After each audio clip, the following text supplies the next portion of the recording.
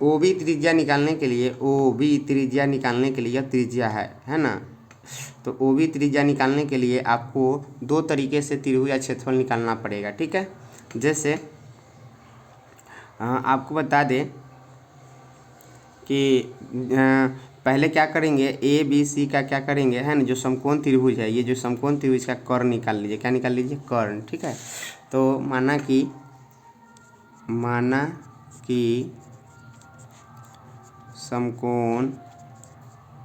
समकोण त्रिभुज A B C में, है ना, आधार आपका मान लेते हैं क्या, बी सी कितना 3 सेंटीमीटर, है ना, 3 सेंटीमीटर मान लेते हैं।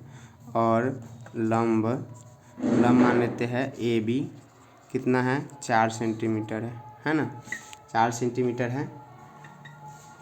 तो हम कर्ण निकाल लेंगे। कर्ण बराबर हो जाएगा, कर्ण बराबर, है ना, कर्ण आपका हो जाएगा रूट अंडर लंब का स्क्वायर प्लस आधार का स्क्वायर। तो लंब कितना है, डायरेक्ट मान रख देंगे 4 का स्क्वायर प्लस 3 का स्क्वायर, ये हो जाएगा कितना 16, कितना हो जाएगा 16, ये हो जाएगा 9, ठीक है। ये हो जाएगा कितना 25, ये हो जाएगा आपका 5। ये जो कर्ण है यह AC हो गया, क्या हो गया, AC कर्ण हो गया, क्या हो गया, AC क्या हो गया, कर्ण हो गया, ठीक है ना। ये AC कर्ण हो गया आपका।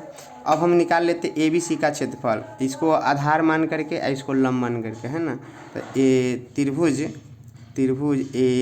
ABC का क्षेत्रफल, तो त्रिभुज ABC का जो क्षेत्रफल है वो 1/2 गुने आधार गुने ऊंचाई हो जाएगा, ठीक है। तो 1/2 आधार के जगह कितना रखेंगे, आधार के जगह कितना रखेंगे, आधार कितना है 3, कितना आधार है ये 3, और लंब कितना हो गया 4। तो इसको काट दीजिए, कितना हो जाएगा 2, कितना हो जाएगा 2, तो 3 दूना कितना हो गया 6, कितना हो गया इसका 6 सेंटीमीटर स्क्वायर। अब ABC का जो क्षेत्रफल है वो 6 सेंटीमीटर स्क्वायर है, और इसको दूसरे तरीके से भी निकालेंगे, तो इसका क्षेत्रफल कितना रहेगा 6 सेंटीमीटर रहेगा, हमेशा 6 सेंटीमीटर रहेगा, ठीक है ना। तो हम क्या करते हैं, अब जो है, अब आधार मान लेते हैं AC को, जो लंब मान लेते हैं किसको, OB को, क्या मान लेते हैं OB को, ठीक है ना, OB को मान लेते हैं। अब OB क्या है, कर्ण है ना। तो अब जो है ना, दो तरीके से क्षेत्रफल बराबर करके हम OB जो है त्रिज्या है उसका मान निकाल सकते हैं। अब माना कि त्रिभुज ABC का आधार कितना मान लिए, AC का मान कितना आया है 5, है ना, 5 सेंटीमीटर, ठीक है। AC का मान कितना आया है 5, ठीक है। और लंब जो हम मान लेते हैं, लंब जो मानेंगे वो क्या होगा OB, और OB ही क्या है, त्रिज्या है, OB ही क्या है, त्रिज्या क्या होगा R होगा, क्या होगा R, ठीक है। OB ही क्या है, त्रिज्या, दोनों शंकु का, ऊपरी शंकु का भी और निचले शंकु का भी त्रिज्या कितना है R है, ठीक है। तो है ना यहाँ पे, तो अब आधार मान लिए AC को, यह त्रिभुज है, किसी त्रिभुज का आधार अगर दिया हो और उसका लंब आपका दिया हो तो उसका भी क्षेत्रफल क्या होता है, 1/2 गुना आधार गुने ऊंचाई होता है। तो यहाँ से जो है त्रिभुज ABC का क्षेत्रफल, ठीक है ना। तो पहले से ही कितना दे रखा है 6 सेंटीमीटर, तो यहाँ से हम 1/2 गुने आधार गुने ऊंचाई लगा लेंगे फॉर्मूला, ठीक है। तो 6 सेंटीमीटर हो गया, यहाँ से पहले से है, यहाँ से 1/2 गुने मतलब कि मान आगे, अब फार्मूला पीछे लगा लेंगे। तो आधार कितना लेंगे, आधार लेंगे कितना, और यहाँ से आधार डायरेक्ट मान रख लीजिए कितना 5, और इसका ऊंचाई जो है लंब है क्या रख लीजिए OB, ठीक है ना, OB रख लीजिए, 6 हो गया। तो यहाँ से आपका हो गया कि 2 यहाँ भाग में है, 2 क्या है भाग में है, इधर जाएगा तो क्या हो जाएगा, ये हो जाएगा 5 गुने OB, ये हो जाएगा आपका कितना 6 दूना 12, ठीक है ना। आप लिख सकते हैं ऐसे लिख दीजिए 6 गुने 2। यहाँ से आप जो है OB का मान निकालेंगे, तो 6 दूना 12 और बटा कितना हो जाएगा 5, 6 दूना 12 बटा कितना हो जाएगा 5। OB ही क्या है, त्रिज्या है, OB को हम क्या लिखे हैं त्रिज्या, OB को क्या लिखे हैं त्रिज्या। अब आपका त्रिज्या निकल चुका है। त्रिज्या क्या है? निकल चुका है।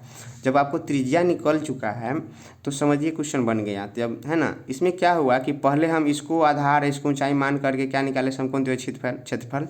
और उसके बाद फिर दोबारा ऐसा क्षेत्रफल कैसे निकाले? तो इसको AC को आधार मान लिए। AC को आधार मानने के बाद OB को क्या मान लिए? कर्ण मान लिए, लंब मान लिए। तो इसका भी क्षेत्रफल होगा 1/2 गुने आधार गुने ऊंचाई। तो एक बार हम ऐसे क्षेत्रफल निकाल लिए और एक बार हम क्या करें? ऐसे क्षेत्रफल निकाल लिए। तो जिससे हम दोनों क्षेत्रफल हमेशा बराबर ही होगा, 6A के बराबर होगा, 6A के बराबर होगा, है ना। तो यहाँ से हमको क्या निकल गया? OB। OB क्या हो? त्रिज्या है। OB क्या है? त्रिज्या माने हैं। OB क्या माने हैं? त्रिज्या माने हैं, ठीक है ना। अब त्रिज्या निकल गया तो समझिए सारा चीज़ निकल गया, ठीक है।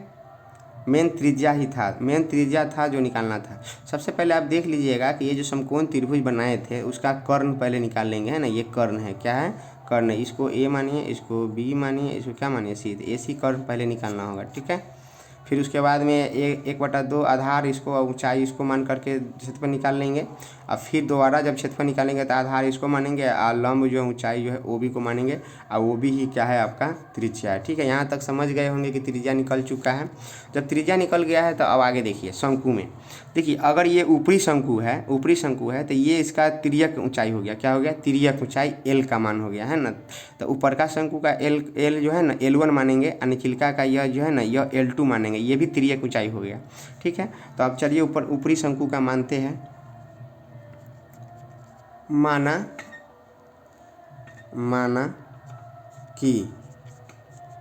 कि ऊपरी शंकु का, है ना, तिर्यक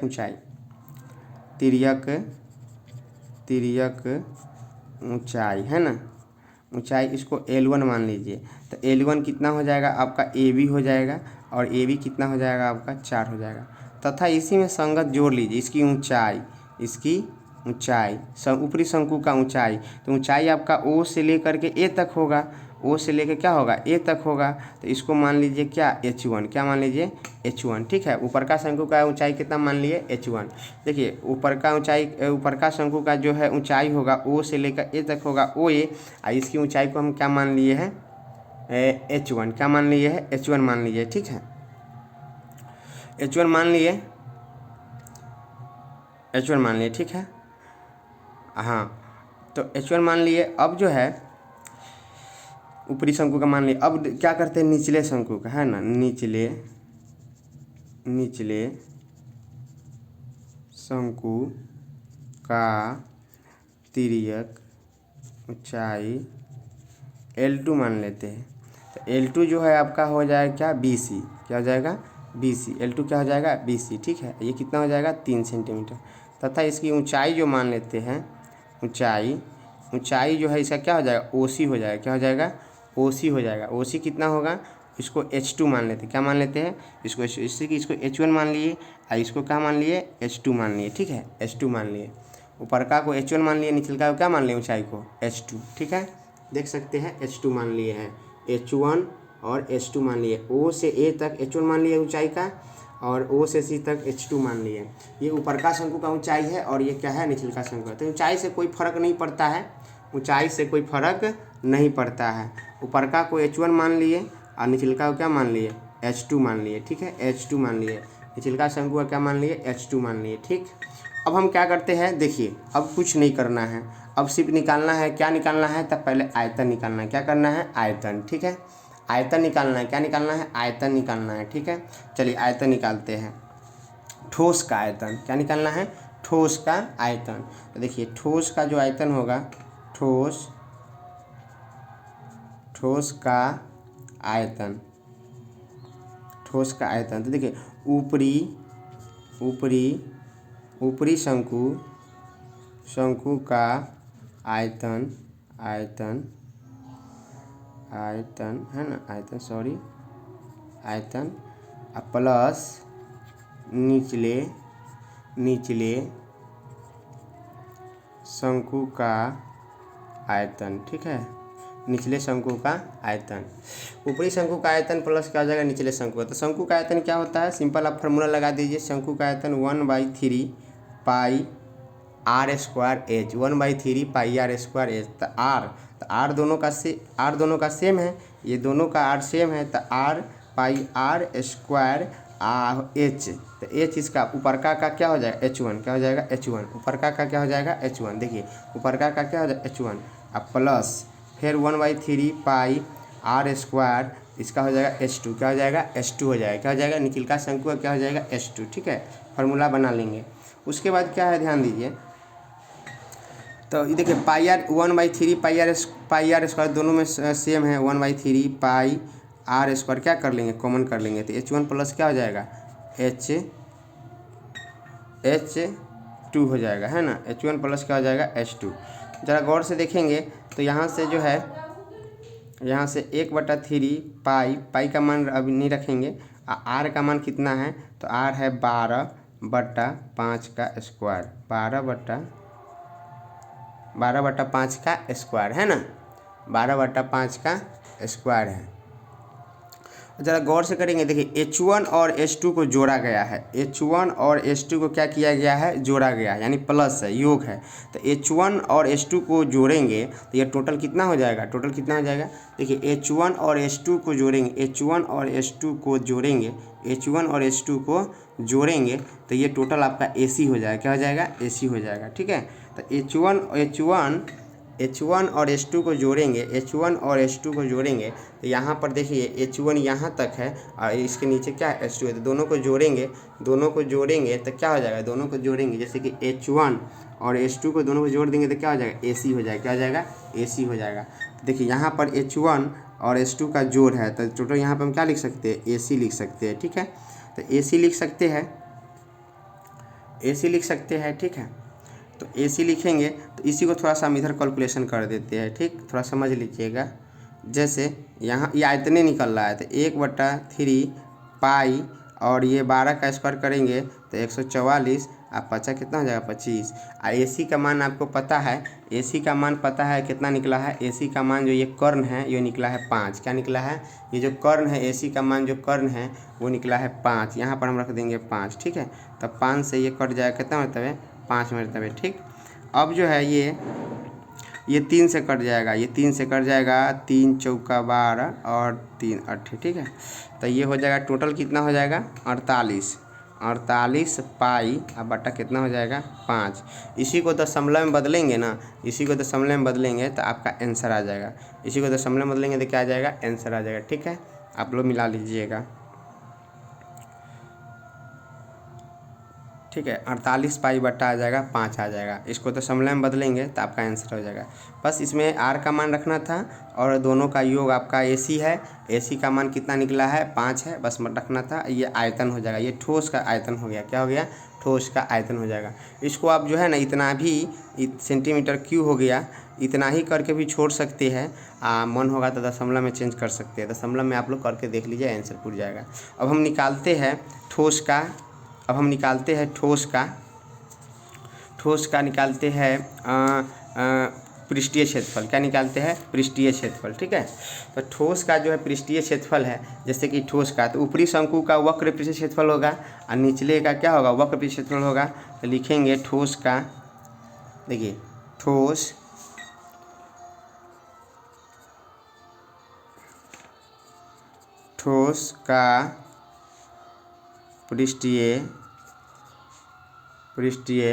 का पृष्ठीय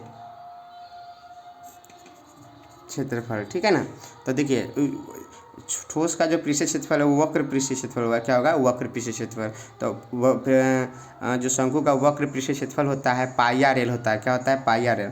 तो ऊपर का जो वक्र पृष्ठीय क्षेत्रफल होगा पाई, आर तो दोनों का सेम है लेकिन एल जो होता है इसका L1 हो जाएगा, क्या हो जाएगा फार्मूला बनाएंगे, क्या हो जाएगा L1, क्या हो जाएगा L1। तो L1 हो गया प्लस पाई आर निचिलका का, है ना, निचिलका का क्या हो जाएगा L2 हो जाएगा, क्या हो जाएगा L2 हो जाएगा। ठीक है, L2 हो जाएगा। ठोस का जो पृष्ठीय क्षेत्रफल होगा ऊपरी शंकु का वक्र पृष्ठीय क्षेत्रफल यहाँ पर लिख लीजिए, जैसे कि ठोस का पृष्ठीय क्षेत्रफल होगा ऊपरी शंकु का वक्र पृष्ठीय क्षेत्रफल प्लस निचले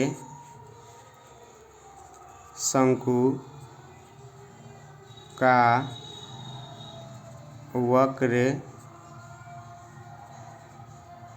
पृष्ठीय क्षेत्रफल है ना। तो ये हो गया ऊपरी शंकु का वक्र पृष्ठीय क्षेत्रफल, ये हो गया ऊपरी शंकु का वक्र पृष्ठीय क्षेत्रफल। तब पाई आर L1 है ना, पाई आर L1, आर तो दोनों का सेम है। ये हो गया निचले शंकु का वक्र पृष्ठीय क्षेत्रफल, ये हो जाएगा निचले शंकु का वक्र पृष्ठीय क्षेत्रफल। ये निचला शंकु है तो इसका निचले का हो जाएगा, ठीक है। यहाँ से दोनों में पाई आर कॉमन है तो L1 प्लस क्या कर लीजिए L2, L1 प्लस क्या कर लीजिए L2। तो पाई का मान पाई रहने दीजिए, एल का मान आर का मान कितना आया, आर का मान आया है आपका कितना 12/5, 12 कितना आया है 5, ठीक है। तो आर का मान रख लेंगे 12 कितना, आर का मान रख लेंगे 12/5 रख लेंगे। L1 कितना है अब देख लीजिए, L1 कितना है, L1 ये है तो 4 है। L1 कितना है देखिए, L1 कितना है 4, L2 कितना है तो 3 है, नीचे L2 है, ये क्या है L1 है। ये देखिए L1 हो गया और ये जो हो गया ये भी L1 है, L1 ही है, क्योंकि ये जब नचेगा ये नचेगा तो ये भी 4 रहेगा, है ना, ये L1 है। और ये क्या है L2 है, क्या है L2 है, क्या है L2 है, तो ये कितना होगा 3 होगा, ठीक है। तो L1 का मान रख दीजिएगा 4, कितना रख दीजिएगा 4, L1 का मान कितना रख दीजिएगा, L1 का मान 4 आप प्लस L2 का मान कितना रख दीजिएगा 3, ठीक है। तो यहाँ से आपका हो जाएगा कितना पाई गुने 12/5 और गुना हो जाएगा 7, तो 12 84 हो जाएगा, 84/5 पाई, इतना आंसर होगा, ठीक है। इतना सेंटीमीटर स्क्वायर, इतना सेंटीमीटर स्क्वायर हो जाएगा, ठीक है। तो देखिए इसको करना क्या है कि आप लिखते जाएंगे, है ना, उसके बाद क्या है अपने समझ में आता जाएगा, है ना, 1280, ठीक है। तो आप लोग इसको लिखते जाइएगा, है ना, लिखते जाइएगा और समझते जाइएगा, है ना। हम थोड़ा इधर उधर करके लिख दिए है, आप लोग समझ लीजिएगा अच्छे से।